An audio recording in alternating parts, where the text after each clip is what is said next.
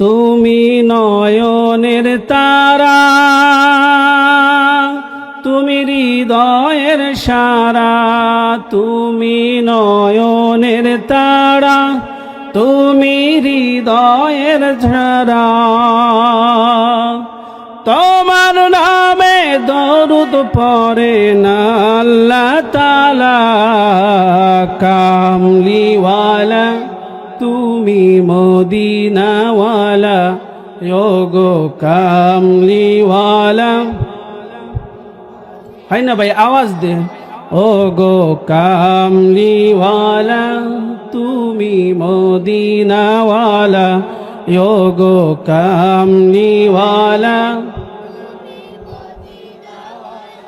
তোমারি আলোতে জগৎ উজালা, কামলিওয়ালা তুমি মদিনাওয়ালা, যোগো কামলিওয়ালা। আলহামদুলিল্লাহ। ভাইরা কষ্ট হলো? পিছনে ভাইদের কষ্ট হলো? ভাইরা আমার, আল্লাহ পাকের কালামুল্লাহ শরীফ থেকে নিয়ে সূরা আনফাল, সূরা আনফালের 2 নম্বর আয়াত 3 নম্বর আয়াত আপনাদের মাঝে তেলাওয়াত করেছি। এই আয়াতের আর একটু সামনে নিয়ে আপনাদের মাঝে আলোচনা করা। ভাইরা আমার, একটু আমার দিকে খেয়াল করে শুনবেন, যেহেতু আল্লাহ পাকের কালামুল্লাহ শরীফ থেকে আপনাদের মাঝে বলবো। এই কোরআন বুঝতে হলে যারা মাদ্রাসায় পড়ে ভাইরা, ছোট্ট সময় মাদ্রাসা আসে, তারপরে দীর্ঘ টাইম ব্যয় করার পর তারপরে এই কোরআন তর্জমা তাদেরকে পড়ানো হয়। শুরুতেই কোরআন তর্জমা পড়ানো হয় না, বুঝবে না। আমরা যারা আছে সাধারণ মানুষ, আমরা কি অতি সহজেই এই কোরআন বুঝতে পারবো? একটু ধ্যান খেয়াল দিবেন তো ভাইয়েরা, একটু খেয়াল করে শোনেন। সূরা আনফালের 2 নম্বর আয়াত আমি আপনাদের মাঝে তেলাওয়াত করেছি। সামনে আরো 2-3 নম্বর আয়াত আমি তেলাওয়াত করব এবং এই বিষয়ে আপনাদের মাঝে আলোচনা করব। যে আজকের আমার আলোচ্য বিষয় আপনাদের মাঝে বলে রাখি, কামেল মুমিন, সত্যিকারে মুমিনের আলামত হলো 5টি। কয়টি ভাইয়েরা? একটু জোরে বলেন, কয়টি? আর এই মুমিনের আল্লাহ প্রদত্ত পুরস্কার হলো 3টি। যেই মুমিনের ভিতরে এই 5টি গুণ থাকবে, আল্লাহ পাক তাকে 3টা পুরস্কারে পুরস্কৃত করবে। সকলেই বলেন সুবহানাল্লাহ। এইটা আমার কোনো বানানো কথা না। যারা বাড়িতে বাংলা কোরআন শরীফ আছে, তর্জমাওয়ালা কোরআন শরীফ আছে, সেখানে দেখবেন সূরা আনফাল 2 নম্বর আয়াত থেকে নিয়ে আপনারা তর্জমা পড়ে দেখবেন যে সত্যিকারের প্রকৃত মুমিনের আলামত হলো 5টি, আর আল্লাহ প্রদত্ত পুরস্কার তাদের 3টি। আলহামদুলিল্লাহ বলেন। ভাইরা আমার, পিছনে জায়গা নাই, এই জন্য আপনারা একটু জিকির করি আর একটু সামনের দিকে উঠে আসবো। ভাইরা কেউ আপন জায়গায় থাকবেন, একটু সামনের দিকে আসবো, একটু জিকির করি। লা ইলাহা ইল্লাল্লাহ, লা ইলাহা। আসেন ভাইরা, সামনের দিকে আসেন। লা ইলাহা ইল্লাল্লাহ, লা ইলাহা। আসেন ভাই, মেহেরবানি করে সামনে আসেন। লা ইলাহা, লা ইলাহা ইল্লাল্লাহ, লা ইলাহা, লা ইলাহা ইল্লাল্লাহ, লা ইলাহা, লা ইলাহা ইল্লাল্লাহু মুহাম্মাদুর রাসূলুল্লাহ। সকলে পড়ি সাল্লাল্লাহু আলাইহি ওয়াসাল্লাম। সম্মানিত ভাইরা, আপনারা এখানে এসেছেন যারা, এই এলাকারই মানুষ আপনারা, তাই না ভাইরা?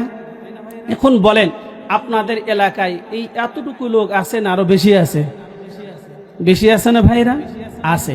কিন্তু তারা অনেকের মন চাইছে, সারা সপ্তাহ নিয়ত করেছে এবার মাহফিল শুনবো, কিন্তু আসার মতন ভাগ্য হয়নি। কেন হয়নি ভাইরা জানেন? কারণ আছে, আপনাদেরকে বলি। মানুষের ভিতরে একটা থাকে রূহ আর একটা থাকে নফস। রূহ আল্লাহর হুকুমের সৃষ্টি, আর এর খাদ্য হলো আল্লাহর হুকুম। আর নফস এর খাদ্য হলো গুনাহ।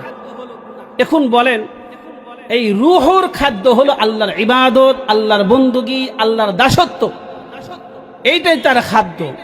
এখন রুহে যদি আমি খাদ্য না দিই, আপনার শরীরে যদি আপনি খাদ্য না দেন, 3 দিন 4 দিন না খেয়ে থাকেন, ওই শরীর যতই মোটা তাজা হোক শক্তি পাবে? এ ভাইরা শক্তি পাবে? রুহের খাদ্য হলো ইবাদত, ওই ইবাদত সে করে না, রুহটা একদম দুর্বল হয়ে গেছে।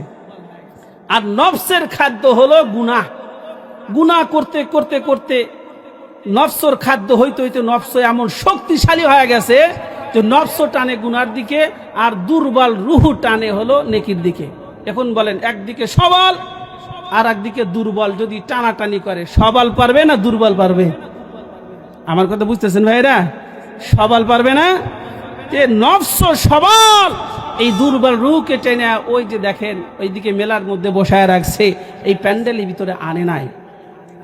এখন কারা কামেল মুমিন? যাদের ভিতরে এই 5টি গুণ আছে, ওদের ভিতরে এই স্পৃহা আল্লাহ পাক সৃষ্টি করে দিছে।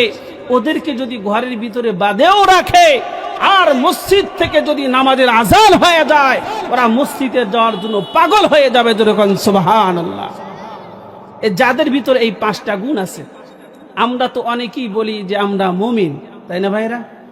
আমি দাড়ি রাখছি, হাজী সাহেব, তাকে যদি আমি বলি যে আপনি মুমিন নয়, রাগ করবে। কিন্তু ভাইরা, প্রকৃত মুমিনকে, সত্যিকারের মুমিনকে আল্লাহ পাকের কালামুল্লাহ শরীফ থেকে শুনবো আমরা ইনশাআল্লাহ। আল্লাহ পাক বলেন, ইন্নামাল মুমিনুনাল্লাযীনা ইযা যুকিরাল্লাহু ওয়াজিলাত কুলুবুহুম। মুমিনের এক নাম্বার মুমিনের গুণ হলো, যখন তার সামনে আল্লাহ পাকের আলোচনা হবে, মুমিনের সামনে যখন আল্লাহ পাকের আলোচনা হবে, ওই মুমিনের দিলটা আল্লাহর ভয়ে থরথর করে কেঁপে উঠবে। যেরকম সুবহানাল্লাহ। ওয়াজিলাতের 3টা তাফসীর। আল্লাহর আলোচনা তার সামনে হলে ওয়াজিলাত কুলুবুহুম, তার কলবের ভিতরে থরথর করে কেঁপে উঠবে 1 নাম্বার। এখন আমি আপনাদের মাঝে আলোচনা করতেছি, যদি কারো দিলের ভিতরে এরকম মনে হয়, মনে করবেন খাঁটি মুমিন সে। ওয়াজিলাতের 2 নাম্বার তাফসীর হলো, তার সামনে আল্লাহ পাকের আলোচনা হলে, আল্লাহ পাকের গুণগান গাওয়া হলে তার গায়ের লোমগুলো দাঁড়িয়ে যাবে। অথবা 3 নাম্বার তাফসীর হলো, তার দিল থরথর করে কেঁপে উঠবে না এবং লোমও দাঁড়িয়ে যাবে না, তবে মনের ভিতরে মজা লাগবে, এত ভালো লাগবে, এত শান্তি লাগবে, মন চাইবে আরো বলুক, মন চাইবে আরো বলুক, মন চাইবে আরো বলুক। এবার এই 3টা জিনিস আপনার মনের সাথে লাগান। আমি আলোচনা করতেছি, কণ্ঠওয়ালা বক্তা হলে ও শোনে, আর যার কণ্ঠ নাই তার বয়ান শোনে না। এটা মুমিনের আলামত হতে পারে। আমার কথা আপনারা বুঝতেছেন ভাইরা? যে কোনো মানুষ যদি আলোচনা করে, কলিজাটা থরথর করে কেঁপে ওঠে, লোমগুলো দাঁড়িয়ে যায়, অথবা দিলের ভিতরে শান্তি লাগে, এই গুণটা যেই মুসলমানের মধ্যে আছে, আল্লাহ পাক বলেন সেই হলো খাঁটি মুমিন। জোরে জোরে কোন সুবহানাল্লাহ। আমাদের মাঝে এমন হয় ভাইরা, দেখেন এই ম্যাগনেটটা, এই ফর্মুলাটা আপনার সামনে রাখেন, দেখেন তো আমার ভিতরে এমন হয় কিনা। যদি হয়, আমি আপনি মুমিন, আর না হলে আমরা নামে মুমিন, কামে মুমিন নয়। 1 নাম্বার মুমিনের গুণ। 2 নাম্বার, আল্লাহ পাক বলেন, ওয়া ইযা তুলিয়াত আলাইহিম আয়াতুহু যাদাতুহুম ঈমানা। মুমিনের সামনে যখন আল্লাহ পাকের কালামুল্লাহ শরীফ থেকে তেলাওয়াত করা হয়, আল্লাহ পাক তাদের ঈমান বাড়ায় দেয়। জোরে কোন সুবহানাল্লাহ। সবাই বলেন সুবহানাল্লাহ। আল্লাহর কালাম তার সামনে তেলাওয়াত করছে, ঈমানটা বেড়ে যাবে, ঈমানের ভিতরে পাওয়ার চলে আসবে। যদি এমন হয়, তাহলে বুঝতে হবে সে কামেল মুমিন। ভাইরা আমার, এই কালামুল্লাহ শরীফের একটা প্রভাব আছে, খুব প্রভাব আছে। এই কালামুল্লাহ শরীফ যদি মুসলমানের সামনে তেলাওয়াত করা হয়, আল্লাহ পাক তার ঈমান বাড়ায় দেয়। সুবহানাল্লাহ বলেন। আর যদি বিধর্মীদের সামনে এই কালামুল্লাহ শরীফ তেলাওয়াত করা হয়, আল্লাহ পাক বলেন তাদের ভিতরে ঈমান আনার যোগ্যতা পয়দা করে দেয় কে?